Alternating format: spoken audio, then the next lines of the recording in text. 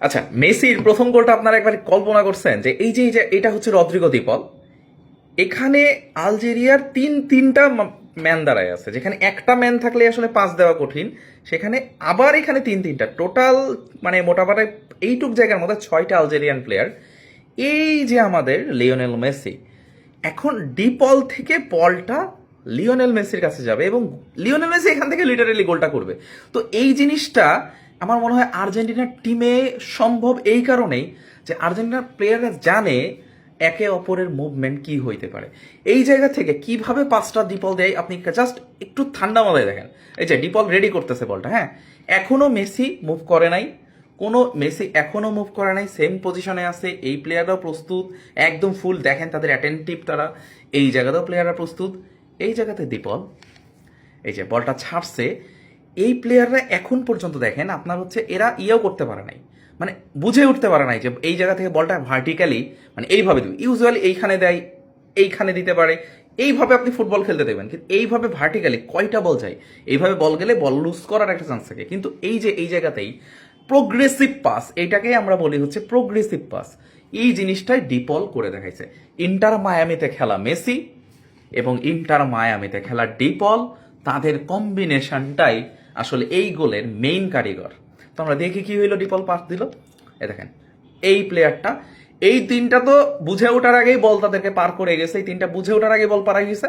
এই এই দুইটা ম্যানের কত ক্লোজ বল জাস্ট ইমাজিন করেন। এই যে মেসি, কিন্তু বল তারা নিতে পারবে না, চলে গেল মেসি পায় কিভাবে, মানে জাস্ট ভাবেন যে এইখান থেকে ডিপল এতগুলা ম্যান ভেদ করে এইখানে মেসিরে দিবে। এবং আপনি দেখেন একটা দুইটা তিনটা চারটা ম্যান, হ্যাঁ আর্জেন্টিনারও দুইটা ম্যান আছে, একে দুইজন মার্ক করতে পারবে ইজিলি, একে দিয়ে কোনো লাভ নাই, এ তো পড়েও যাবে। এখনই দেখেন মেসি বলটা নিল, আগাচ্ছে, দেখেন ও প্লেয়ারটার, এই প্লেয়ারটা দেখেন, এই প্লেয়ারটার সাথে এই প্লেয়ারটা ধাক্কা খেয়ে পড়ে যাবে। মেসির কাছে অপশন বলতে গেলে এই, কেউ আসলে এরা ভাবেই নাই যে এই বুড়া মেসি আসলে এখনো তার পায়ে সেই জাদু আছে যেটা তার একসময় ইয়াংকালে ছিল।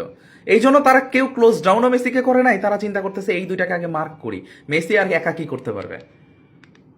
দেন কি হইলো তারপর দেখেন, এই যে এখন ওরা দেখছে যে আচ্ছা এই প্লেয়ার তো পড়েই গেছে, এ তো বাদ, আউট অফ দ্য গেম। এখন এরা রিয়েলাইজ করছে যে না, এই তো মেসি ঢুকে যাচ্ছে আর একে তো বল দেওয়া সম্ভব না, এখন যদি কিছু করে মেসি করে ফেলবে। দেন তারা যে কিছু বুঝে উঠবে যে মেসিকে একটু ক্লোজ রেঞ্জ, মানে মেসিকে বেশি কাছে চলে আসছে, মেসি আটকায়, ওই জায়গাতে অলরেডি মেসি শট করে দিছে এবং শটটা শুধু শট না, একদম সোজা গোল, বুম। এটা হচ্ছে কে জানেন, এটা হচ্ছে জিনেদিন জিদানের ছেলে লুকাস জিদান না লুক জিদান, যাই হোক, মানে তার হাতে লেগে বলটা ঢুকে গেছে, এইখান থেকে মেসির শট, বুম, গোল। তো এইটা হচ্ছে কম্বিনেশন, এইটাই আমি বলি যে অন্য দল থেকে আর্জেন্টিনা একদমই ডিফারেন্ট এই একটা জায়গাতেই, যে এই প্লেয়াররা জানে কখন কার মুভমেন্ট, কোথায় কে থাকতে পারে, কখন কার মুভমেন্ট কি হবে এবং কিভাবে আসলে নিজের দলের প্লেয়ারকে খুঁজে পেতে পারবেন। ইন্টার মিয়ামিতে খেলা লিওনেল মেসি এবং ডিপল, তারা দুইজনের যে কম্বিনেশন সেটা এই গোলে একদম ক্লিয়ারলি ভিজিবল।